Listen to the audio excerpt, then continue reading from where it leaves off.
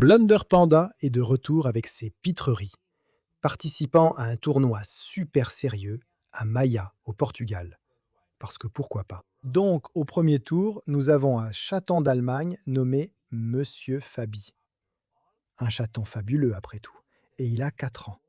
La cadence est de 90 minutes par joueur, ce qui est trop lent. Donc, on avance à la vitesse d'une tortue.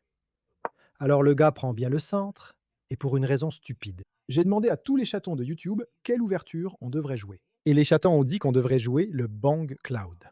Alors on dit, c'est comme ça que le gars prend un bon centre. Et où va notre poulet? Juste une petite promenade, on pousse le petit pion comme ça, on sort le poulet et on demande au chaton s'il peut nous faire frire, nous faire frire.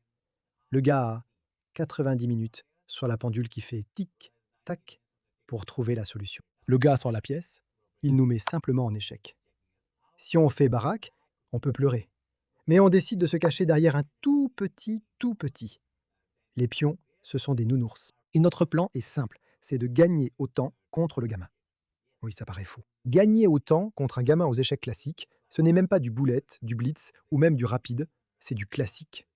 Il a 90 minutes, avec incrément. À chaque coup, il gagne 30 secondes en plus. Et on se dit, ouais, c'est pas tant de temps que ça, on peut quand même gagner autant contre lui. Moi, je n'ai aucun développement, aucun droit au rock. On est juste en train de pleurer. Alors il avance le pion, essayant de prendre, prenons l'exemple où on est bête, très bête, donc il prend le pion, on prend baraque, et la dame tombe. Et on va perdre comme ça. Ces 7 coups auraient pu nous arriver, mais on n'est pas aussi bête qu'on le pense. Et on choisit ce coup qui a l'air idiot, c'est-à-dire mettre la pièce ici. Je veux dire, l'idée, c'est qu'après les prises, la dame ne peut pas nous prendre. Intéressant, des idées intéressantes quand même.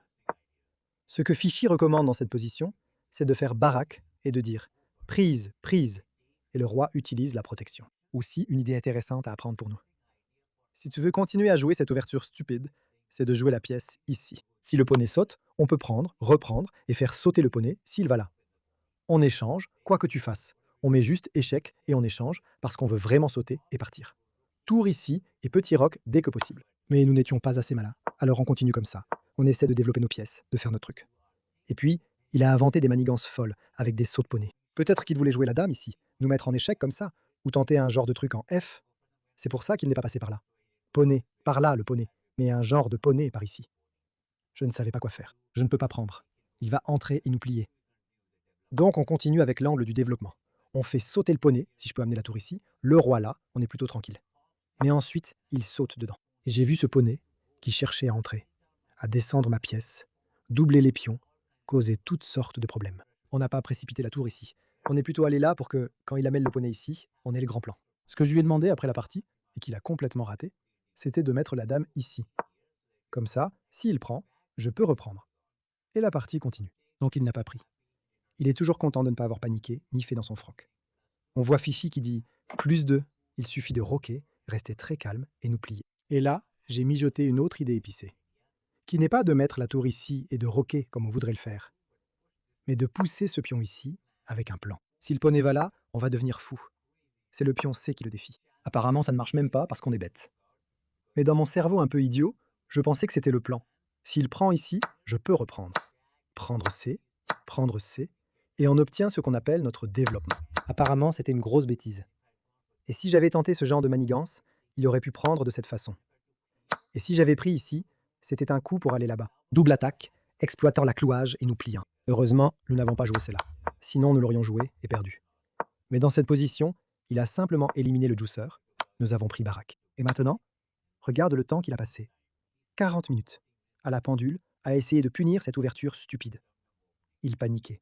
Il ne trouvait pas la solution. Alors il a pris le pion. Ce coup lui a pris encore 12 minutes, mon pote. Nous avons doublé son temps. Et c'est de la moutarde. Et la façon de faire, c'est de mettre la dame ici. Maintenir la tension, sortir l'utilisateur, amener la tour. La chose qu'il ne faut surtout pas faire dans cette ouverture stupide, c'est échanger la grosse pièce. Mais il l'a fait. Et une fois que la grosse pièce est partie, c'est juste une bonne finale. Le roi doit être au centre. On a les pions, on a l'avantage au temps, et on est plutôt tranquille.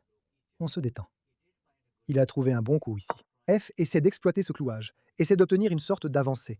Titiller le cavalier, prendre ici et là, amener ce cavalier et commencer à préparer quelque chose. On y va simplement, on libère notre pion du clouage, Et là, il n'a pas réussi à trouver un bon plan. D'abord, il a poussé ici, essayant de dire pas de business B, mais on s'en fiche. On saute dedans pour finir notre développement ici. Il aurait pu jouer A, essayant simplement de faire avancer les pions, mais ça n'a pas été le cas. Il joue C parce qu'il avait peur de quelques manœuvres de cavalier ou quelque chose comme ça. On sort le fou.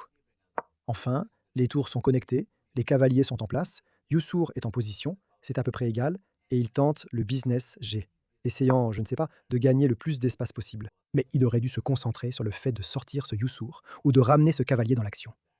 Il ne l'a pas fait. Il a simplement sauté dedans, frappé avec le Youssour, et maintenant, la position est morte. Même lui, il retourne tout au fond. S'il retourne tout au fond, nous aurions pu prendre ce pion. Et s'il sacrifie de cette façon, nous pouvons aller baraque. Et c'est un peu étrange. Non, je pense que les tactiques ne fonctionnent pas. Donc techniquement, on ne peut pas prendre le pion. Le cerveau est en train de réfléchir. Mais oui, il m'a dit qu'il avait peur que si jamais il allait là-bas, je pourrais prendre le pion et m'en sortir. C'est pour ça qu'il est allé de l'autre côté. Et cette tomate, comme on peut sauter en tour, va là-bas. Et ça, c'était la recommandation de Fichy, que j'ai complètement ratée, que je devrais prendre le fou et croire en la finale. Mais j'aime vraiment mon cavalier, alors on est allé baraque. Un peu de moutarde pour revenir à la qualité. Mais je me suis dit, le cavalier qui pique par ici, par là, tu vas ici, double attaque.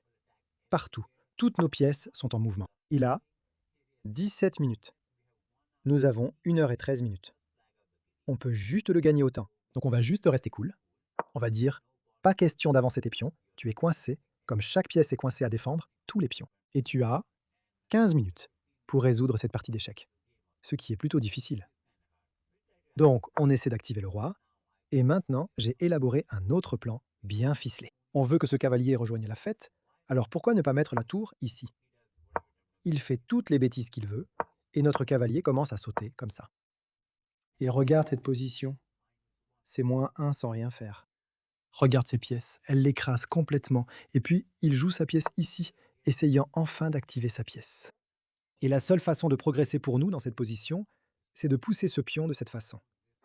Sacrifice de pion technique. S'il prend, on peut revenir, regagner le pion, ouvrir la colonne S et l'écraser. Il reste 5 minutes sur la pendule tic-tac. Il a trouvé le meilleur coup, c'est-à-dire pousser. Et encore une fois, notre seule façon d'obtenir un solide avantage de -1,84, que nous avons repéré genre en 20 secondes, c'est de prendre le pion. Non seulement on joue vite, mais on trouve tous les coups de Fichy, c'est fou. S'il prend ici, on sera content de prendre, reprendre, amener la tour de cette façon, et simplement attaquer le roi. Le pion est faible, on va rentrer quelque part, donc tu essaies de prendre ce pion. Mais ensuite on met la tour ici, on le chasse avec la pièce, et puis on prend encore un pion. On a capturé le cavalier, et il pensait pouvoir s'en sortir comme ça.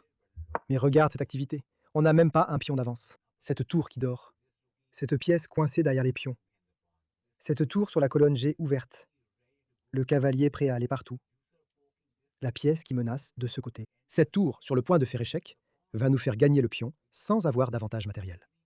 On passe de +2 à -4, et l'avantage au temps est juste incroyable. Donc il a poussé un pion pour essayer d'empêcher le cavalier de sauter, mais il a oublié ça. On peut aller là, le clouer et le gagner, et il ne peut pas le sauver de cette façon, car on peut simplement aller là, faire échec. S'il essaie de menacer, on fait échec. On gagne le cavalier, on gagne la partie, le chaton a essayé. Mais cette technologie folle de F vers roi, ici, était bien trop pour lui. Et on gagne la première partie.